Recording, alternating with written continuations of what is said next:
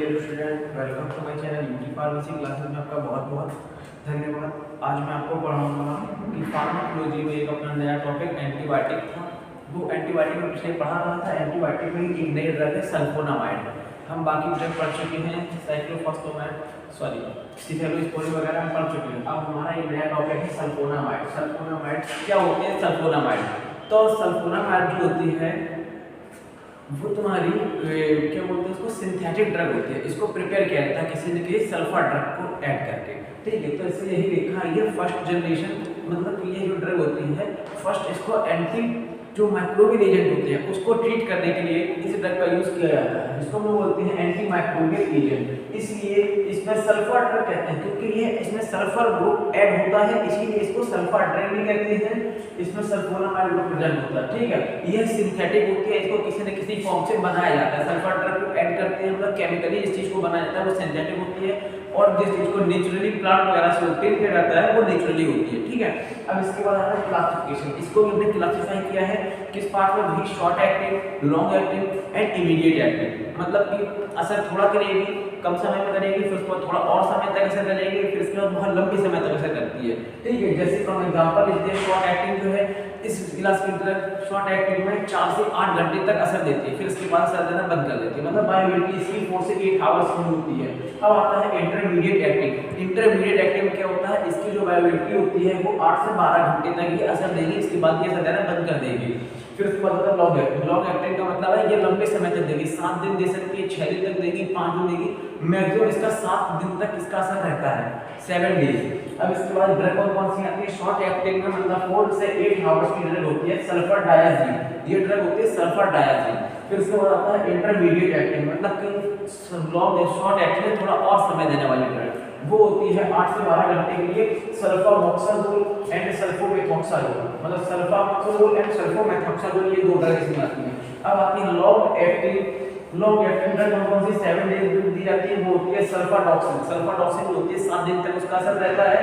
फिर आता है सल्फामेथोक्सापायराजीन, ठीक है। सल्फामेथोपायराजीन होती है, यही 7 दिन तक असर रहता है। अब इसके बाद बात करते हैं मोड ऑफ एक्शन, मतलब इसकी मैकेनिज्म क्या होती है, ये ड्रग हमारी बॉडी में जाने के बाद क्या असर शो करती है, ठीक है। इसकी बात करेंगे हम, तो इसमें कुछ नहीं, दो वर्ड आपको याद रखना है। एक होता है डाइहाइड्रोटेवेट एंड ये एक एंजाइम होता है, ठीक है, जो बैक्टीरिया सीक्रेट करता है। फिर इसके बाद होता है एक होता है प्रिवेंट कर देता है फॉलिक एसिड से बनने, मतलब जब बैक्टीरिया फॉलिक एसिड बनाता है तब ये बैक्टीरिया ग्रोथ करता है, तो ये फॉलिक एसिड को बनने से रोकता है। तो मैं मेरे कहने का मतलब है कि हम यही पढ़ेंगे। यह है मतलब कि ये ड्रग है सल्फोनामाइड, ये है ड्रग डाइहाइड्रोटेवेट एंजाइम की सिंथेसिस को इनहिबिट कर देती है। मतलब कि डाइहाइड्रोटेवेट जो होता है उसकी जो सिंथेसिस होती है उसको इनहिबिट कर देती है, ठीक। जब किसी चीज की सिंथेसिस को इनहिबिट कर देते हैं, वो चीज बंद नहीं करेंगे, उसके बनने के बाद क्या होता है, जब वो बनता था तब क्या होता था, डाइहाइड्रोफोलिक एसिड बनता था।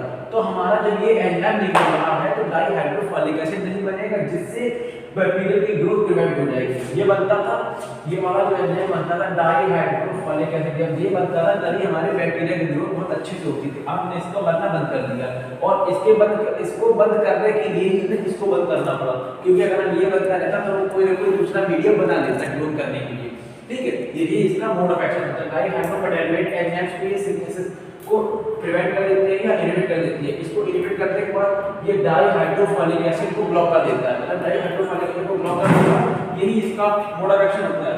अब आता है इंडिकेशन। इंडिकेशन का इसका मतलब ये ड्रग होती है सल्फोनामाइड वगैरह सल्फर कंटेनिंग, इसमें बैक्टीरियल इन्फेक्शन यूज करते हैं, बैक्टीरियल इन्फेक्शन यूज करते हैं, डायबिटीज यूज करते हैं, क्रॉन्स डिजीज यूज करते हैं, हाई बीपी मतलब किसी ब्लड प्रेशर बहुत हाई है उसमें यूज करेंगे, पेन में यूज करेंगे, इन्फ्लेमेशन यूज करेंगे, रूमेटॉइड अर्थराइटिस जो पैरों में जोड़ होते हैं उसमें जो पेन होता है रूमेटॉइड अर्थराइटिस कहते हैं।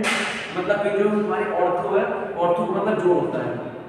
एक बीमारी आती है ऑस्टियोआर्थराइटिस, ऑस्टियो मतलब बोन्स, ऑर्थो मतलब जॉइंट, मतलब कि जो बोन्स होते हैं इनके बीच में जो बोन में गैप होता है उसमें इन्फ्लेमेशन आ जाती है, उसको बोलते हैं ऑस्टियोआर्थराइटिस, ठीक है। तो रूमेटॉइड अर्थराइटिस में क्या होता है, ये एक तुम्हारी जेनेटिक डिसीज होती है, ठीक है। जेनेटिक डिसीज स्वयं की ऑटोइम्यून डिसऑर्डर होता है जिसमें इम्यूनिटी इस पे एक्शन शो करती है, तो इसी को बोलते हैं रूमेटॉइड अर्थराइटिस, ठीक है। इसके बाद आता है कॉन्ट्राइंडिकेशन। कॉन्ट्राइंडिकेशन लगभग सभी के सेम है, प्रेगनेंसी और लैक्टेशन को हाइपोटेंशन, ये आप सभी लोग अच्छी तरह से समझ चुके हैं, हर वीडियो में आपको बताता हूं। तो इन कंडीशन में अगर ये कंडीशन किसी पेशेंट को है तो हम सल्फोनामाइड की ड्रग नहीं देंगे। ठीक है, डोज क्या होता है, सल्फोमेथोक्साइल डोज होता है वो 80 टू 160 mg पर डे दी जाती है बीडी। ठीक है, मतलब हमें 2 दिन में 2 बार 80 से 160 mg हम पर डे ले सकते हैं सल्फोमेथोक्साजोल। फिर उसके बाद आता है सल्फोन ये ड्रग है, इसका ब्रांड नेम मार्केट में डेप्सोन के नाम से आता है। तो 50 से 100 mg पर डे ले सकते हैं। यही तक हमारा सफर था। हमने फार्माकोलॉजी में सल्फोनामाइड क्लास पढ़ाई है। अगर आपको ये हमारी कोशिश अच्छी लग रही है तो वीडियो को ज्यादा से ज्यादा शेयर करें एंड कमेंट करें। Thank you.